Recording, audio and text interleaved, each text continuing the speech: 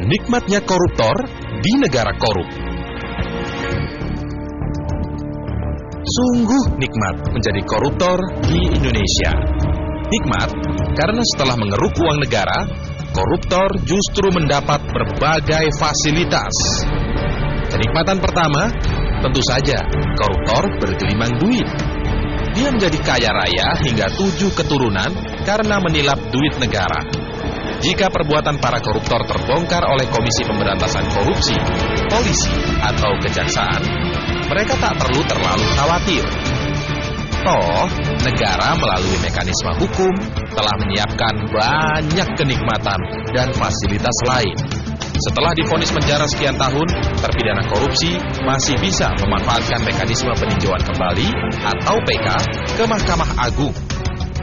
Melalui PK, terpidana korupsi bisa menikmati diskon masa tahanan.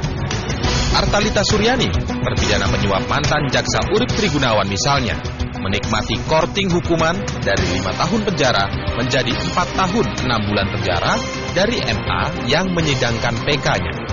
Di penjara, para koruptor mendapat perlakuan istimewa. Hanya dengan sedikit main mata dengan petugas lembaga pemasyarakatan, mereka bisa menikmati kamar tahanan dengan fasilitas komplit bak hotel berbintang.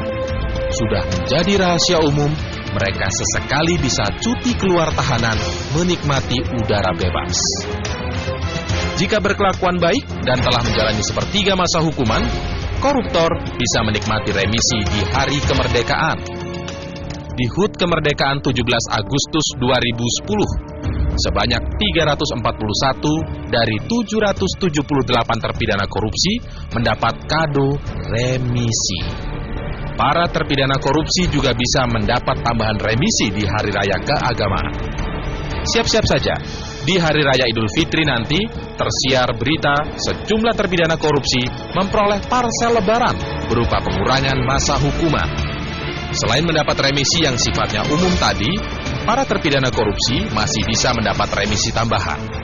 Kalau rajin donor darah 4 kali setahun, menjadi ketua kelompok atau pemuka napi, terpidana korupsi bisa memperoleh tambahan remisi 1 bulan 10 hari.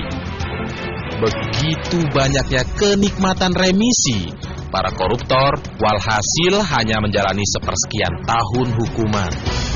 Nah, begitu bebas, mereka masih bisa menikmati duit sisa korupsi yang telah dipotong buat membayar denda dan menyogok petugas. Terpidana korupsi sekarang bisa juga mendapat grasi alias pengampunan. Itu kalau kita berkaca dari kasus pemberian grasi kepada terpidana korupsi mantan Bupati Kutai Kartanegara Syaukani Hasan Rais. Inilah untuk pertama kalinya dalam sejarah hukum kita, Presiden mengampuni koruptor. Banyaknya kenikmatan atau fasilitas buat koruptor tentu saja hanya bisa terjadi di negara yang korup pula. Atas nama hukum, negara korup berbaik hati memberi berbagai fasilitas dan kenikmatan kepada koruptor.